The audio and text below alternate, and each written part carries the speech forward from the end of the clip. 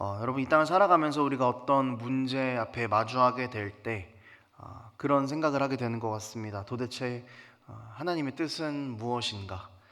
어떻게 보면은요, 우리가 이 하나님의 뜻은 뭘까라는 질문을 던지고 찾아가고 또 던지고 찾아가고 하는 것의 반복으로 이루어진 것이 우리의 신앙생활이지 않을까 싶습니다.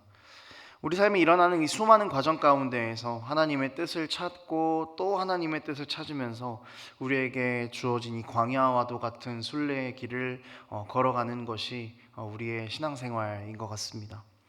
그런데 우리가 이렇게 하나님의 뜻을 묻다가 커다란 순간 앞에서 무언가 콱 막히는 것을 느낄 때가 있습니다. 도저히 내 힘으로는 이겨낼 수 없을 것 같고, 하나님의 뜻을 물어봐야겠다고 정신을 차리기도 전에 내 눈앞에 놓인 현실들은 나를 쥐고 흔들 때가 있죠. 작아 보이는 문제들은 어떻게 하나님께 묻고 물으면서 잘 이겨왔는데, 눈앞에 놓인 현실이 커지면 커질수록 두렵고 무엇을 해야 할지 모르는 그 상황에 놓이는 경험이 우리 삶 가운데는 꼭 한 번씩은 주어졌던 것 같습니다. 어쩌면은 우리 삶의 정말 어려운 문제는 어려운 상황에 직면하는 것이 아니라 이 어려운 상황이 반복된다라는 것인 것 같습니다.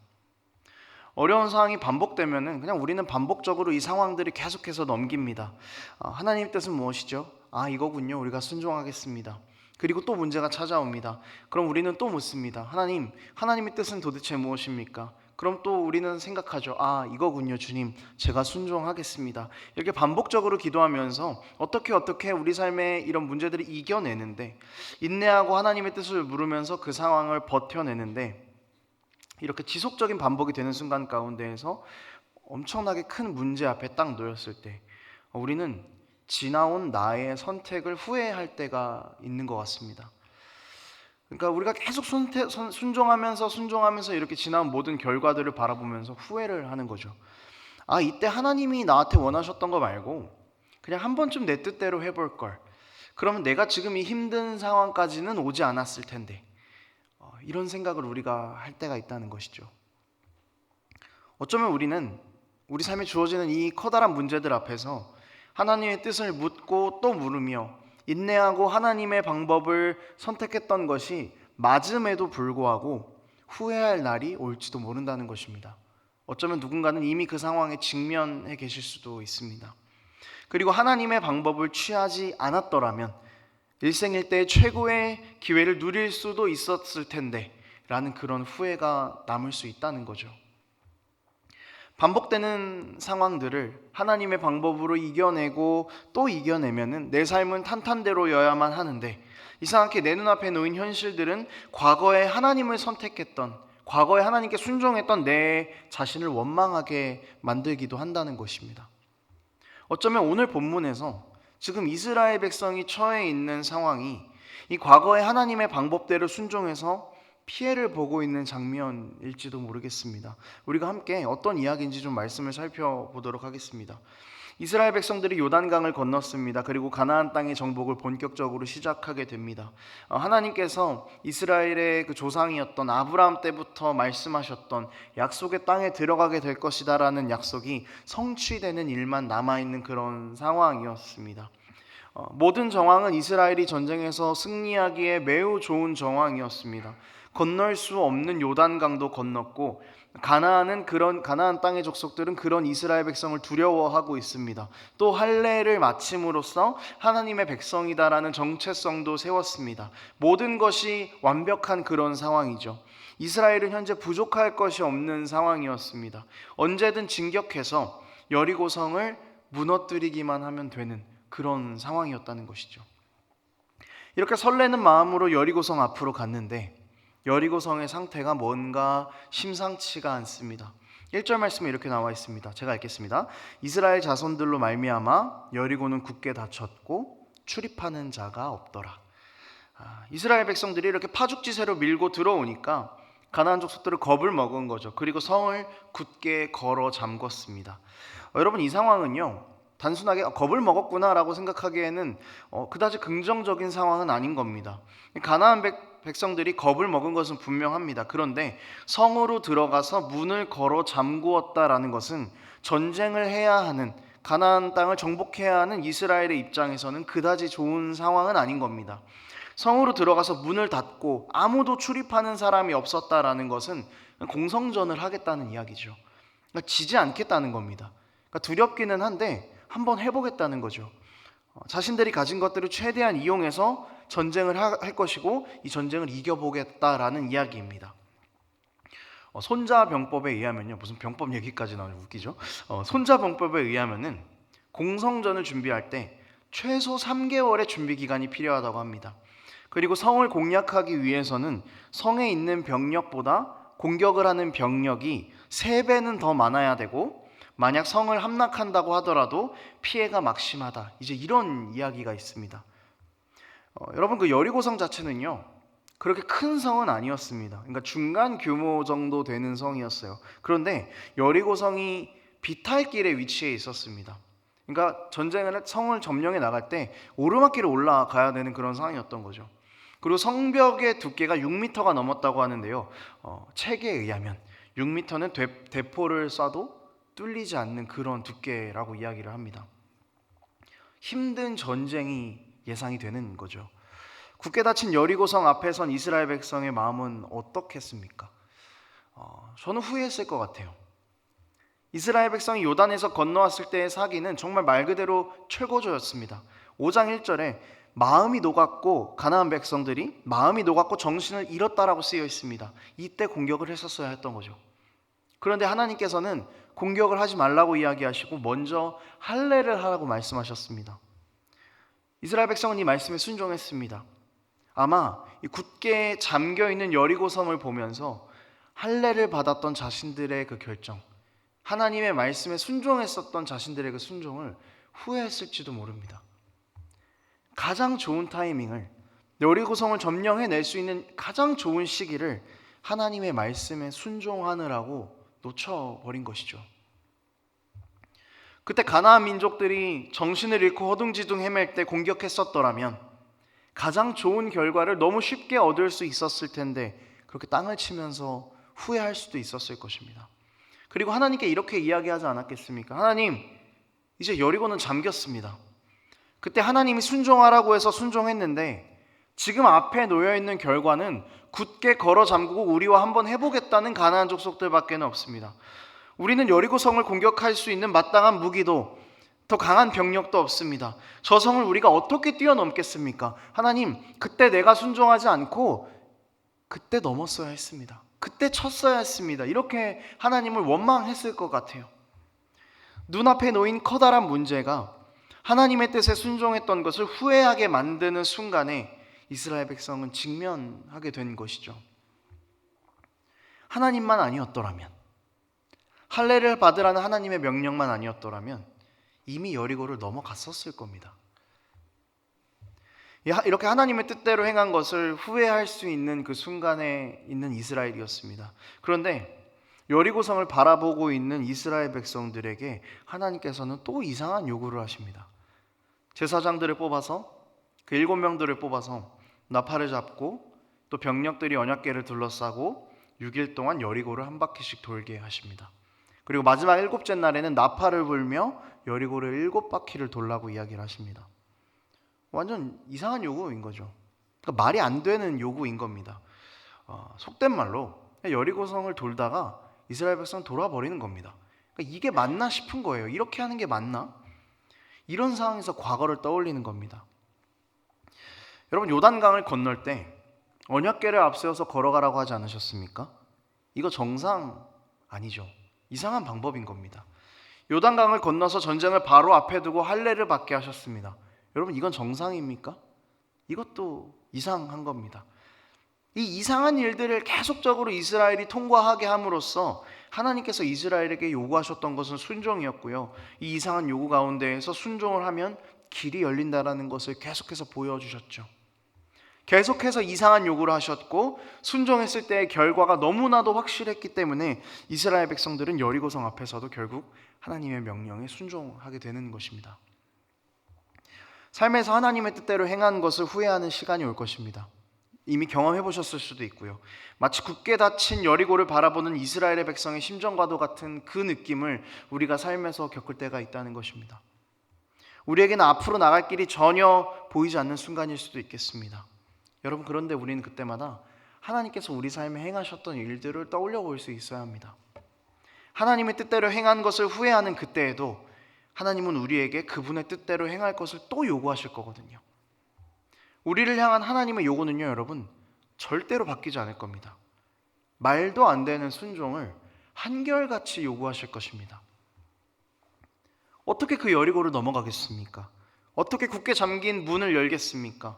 그렇게 후회하게 만들었던 순종이 여리고를 넘어가게 할 거라는 겁니다. 말도 안 되는 순종을 요구하시는 하나님의 요구에 우리가 후회하지 않고 원망하지 않고 다시 한번 순종으로 응답하게 된다면 하나님께서는 늘 과거에 말도 안 되는 방법으로 우리 삶에 살 길을 내어주셨던 것처럼 나에게 닥친 그 문제들을 말도 안 되게 해결하시고 말도 안 되는 살 길을 열어주실 것입니다. 말도 안 되는 이 순종이 꽁꽁 감추어 두었던 하나님의 뜻의 비밀을 드러내는 열쇠가 되는 것이죠. 여러분, 하나님께서 이스라엘에게 요구하셨던 순종은 정말 말도 안 되는 방법으로 우리에게 다가왔습니다. 언약궤를 앞세워서 깊은 물을 건너라고 하시지 않나, 적을 앞에 두고 할례를 하라고 하시지 않나, 말도 안 되는 방법을 왜 자꾸 요구하시는가 생각해 보면 그게 정답이라는 걸 알려주려고 하셨던 거죠. 이스라엘 백성들이 하나님의 말씀에 순종하는 모습을 본 그 가나안 백성들은 정상이 아니라고 생각했을 겁니다. 저거는 오답이야 라고 생각했겠죠. 어떻게 언약궤를 앞서서 강을 건너는 것이 정답이 될 수 있겠습니까? 전쟁을 앞에 두고 할례를 받는 것이 어떻게 정답이 될 수 있겠냐는 겁니다. 나팔을 들고 여리고를 6바퀴를 돌다가 7째 날에 나팔을 불면서 7바퀴를 돌아가는 것이 어떻게 정상적인 방법입니까? 여리고에서 성을 돌고 있는 이스라엘 백성들을 바라보는 이 가나안 민족들은 굉장히 의아했을 겁니다. 비웃었을 겁니다. 쟤네 뭐 하는 거야? 그런데 여러분, 이 말도 안 되는 순종이 이스라엘을 살렸습니다.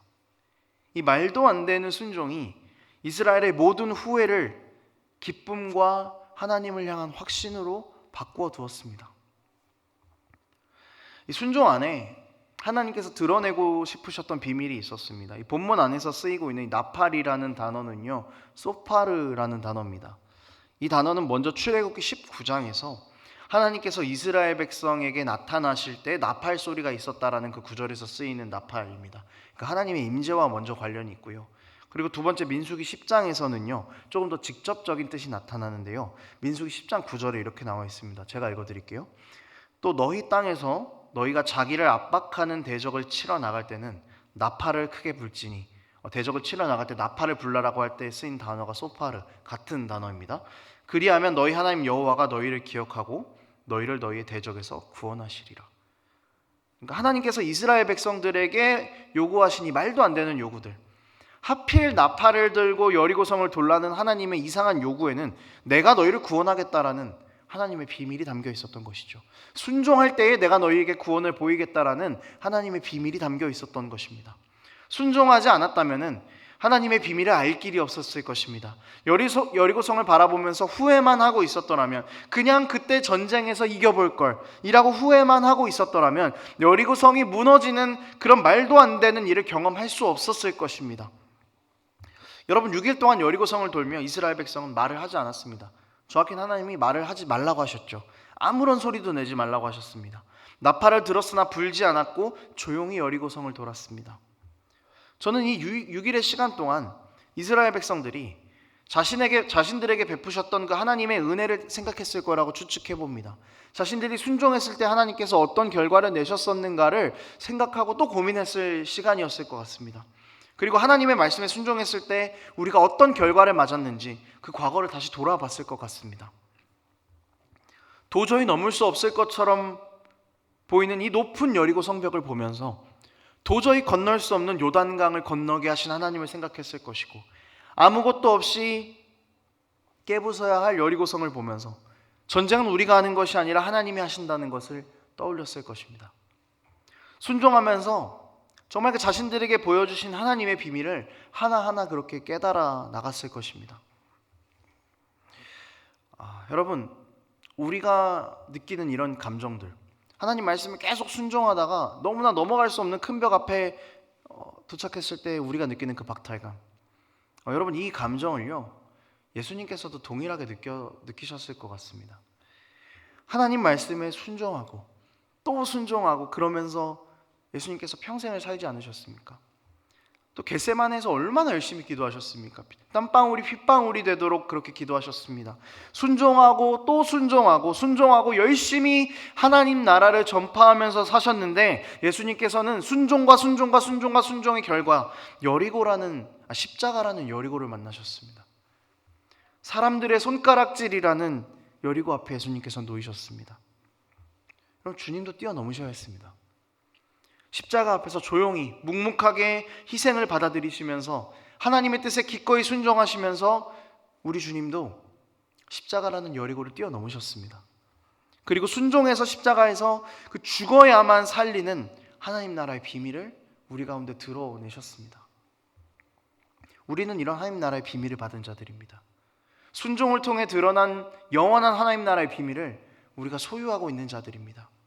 하나님 나라의 비밀은 순종으로만 열린다는 것을 우리는 경험한 사람들이고 앞으로도 계속해서 경험해 나갈 사람들입니다. 그러니 여러분, 결정적인 순간들 가운데에서 우리가 기억해야 할 것은 이만큼 순종했는데 왜 나에게 이런 여리고만을 보여주십니까? 라는 원망이 아니라 도저히 넘을 수 없는 사망이라는 여리고를 넘을 수 있도록 우리를 위해 십자가에서 순종하심으로 죽으신 예수님의 순종을 기억하며 우리도 기꺼이 순종하며 다시 하나님 앞으로 나아가야 한다라는 것이죠. 죽기까지 우리를 위해 순종하셔서 하나님 나라의 그 구원의 비밀을 펼쳐주신 예수 그리스도의 십자가를 우리가 바라보아야 하는 것입니다. 사랑하는 여러분, 혹시 여리고성이 이스라엘 백성을 가로막았던 것처럼 내 삶을 가로막고 있는 여리고가 있습니까? 반복되는 그 순종, 이것이 이끌어온 결과가 여리고성인 것처럼 느껴질 때가 있으십니까? 순종의 결과가 이거냐고, 무너뜨릴 수 없는 성벽으로 나를 데리고 온 것이 하나님의 뜻이냐고, 그렇게 하나님을 원망하고 계십니까? 하나님 앞에서 했던 나의 믿음의 결단들과 순종들을 여러분 후회하고 계십니까? 이런 후회의 순간 가운데 있다면, 막다른 여리고의 성벽 앞에 여러분 우리가 서 있다면 다시 한번 우리가 했던 그 순종의 시간들을 다시 한번 기억하십시오. 그리고 그 순종의 결과들을 다시 한번 떠올리십시오. 하나님께서 우리에게 살 길을 계속해서 열어주셨었습니다. 앞으로 갈 수 있는 힘을 우리에게 계속 주셨었습니다. 지금 우리가 맞닿아 있는 여리고도요, 과거와 다르지 않습니다. 우리 앞을 막고 있는 여리고가 있다고 해도 하나님께서 길을 열어주시는 방법은 늘 동일합니다. 순종만이 모든 대적들에게서 구원하시겠다는 하나님의 비밀을 드러낼 수 있는 유일한 통로입니다. 여러분, 예수님의 순종의 모습을 떠올려 봅시다. 그리고 모든 순간순간마다 다 순종하셔서 십자가라는 여리고 벽을 넘으시고 구원의 비밀을 드러내신 예수를 또한 바라보며 우리가 걸어가야 하는 것입니다. 여리고 너머로 들어갈 수 있는 방법은 순종밖에 없습니다. 비록 후회하고 땅을 치는 순간에라도 우리는 우리에게 보여주셨던 그 순종의 결과들을 기억하고 다시 예전에 순종했던 것처럼, 예전에 주님 붙잡았던 것처럼 똑같이 앞으로 나아가야 합니다. 마지막 여리고가 무너질 때 6일 동안 침묵하고 있었던 이스라엘 백성들은 나팔을 불며 소리를 질렀죠. 여러분, 나팔이 이 앞에서 하나님의 구원이라고 말씀드렸었죠. 그러니까 하나님의 구원의 은혜를 바라보며 환호하고 소리 지르며 박수치고 나팔을 불며 그렇게 무너지는 여리고를 보았습니다. 그리고 그들은 여리고를 넘어갔습니다. 후회했던 순간이 분명히 있었습니다. 하지만 또다시 순종하자 그들은 여리고를 넘어갔습니다. 또 한 번 하나님의 방법대로 따라가는 우리가 됐으면 좋겠습니다. 그때 우리가 그 여리고 너머에 보이지 않고 비밀처럼 있었던 하나님께서 우리에게 주시는 은혜를, 구원의 은혜를 우리가 맛볼 수 있게 될 것입니다. 말씀을 정리하겠습니다. 사랑하는 여러분, 그 우리 삶에 닥치는 고난의 정도가 다르고 그 방법이 다를 뿐입니다. 우리 삶의 너무나 다양한 문제들 앞에서 이거는 이렇게 해결해야지, 저거는 저렇게 해결해야지, 하나하나 우리가 대응시켜 가면서 해결할 필요가 없습니다. 하나님께서 우리에게 요구하시는 것은 고난의 정도가 달라도, 고난의 방법이 달라도, 삶에 오는 문제들이 너무나 다양해도 그저 우리에게 하나님의 뜻대로 살아갈 것, 이거 하나만 요구하실 것입니다. 그러니까 우리가 하나님 앞에서 해야 될 것도 딱 하나밖에 없는 겁니다. 고난과 내 해결책을 대응시키지 마십시오. 우리가 대응시켜야 할 해결책은 오직 주님의 방법대로 주님을 바라보고 순종하며 따라가는 것, 그거 하나뿐입니다. 우리 삶의 어떤 문제를 하나님의 방법대로 순종해서 이겨내고 해결해 본 경험들 다 있지 않으십니까? 기도했더니, 사랑했더니, 양보했더니, 하나님께 부르짖었더니, 이웃을 위해서 기꺼이 손해를 봤더니, 전혀 내가 예상하지도 못했던 방법으로 삶의 문제들이 해결되는 것들, 여러분 그것들을 경험해 보신 적 있지 않습니까? 그 방법뿐입니다. 하나님의 방법을 붙잡을 때 우리는 하나님의 동행하심을 알게 됩니다. 이스라엘이 불었던 이 양각 나팔처럼 구원이 하나님께 속해 있다는 것을 우리가 알게 되고 그 구원 아래에서 참된 평안과 자유를 누리게 되는 것입니다. 그러니 여러분, 우리는 오늘도 하나님의 방법을 선택하십시다. 순종을 도저히 못하겠다고, 이제는 지쳤다고 할 때 예수님께서 십자가에 달려 죽으심으로까지 우리에게 보여주셨던 그 순종을 기억하십시오. 그분이 순종하지 않으셨다면 지금 우리에게 애초에 순종하냐 순종하지 않냐의 선택지조차 없는 것입니다. 이해할 수 없어도, 우리가 지쳐도 순종해 봅시다. 이해할 수 없는 것에 순종하는 것이 믿음입니다.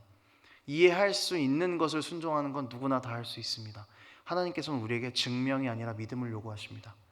순종했을 때 우리 삶을 가장 선한 방법으로 이끄셨던 하나님께서 십자가의 순종을 통해 모든 사망을 생명으로 바꾸시는 비밀을 우리에게 보여주셨던 하나님께서 오늘도 또 순종하기를 다짐하는 우리에게 우리가 알지 못하는 크고 놀라운 구원의 은혜를 베푸실 준비를 하고 계십니다. 이것을 붙잡으십시오.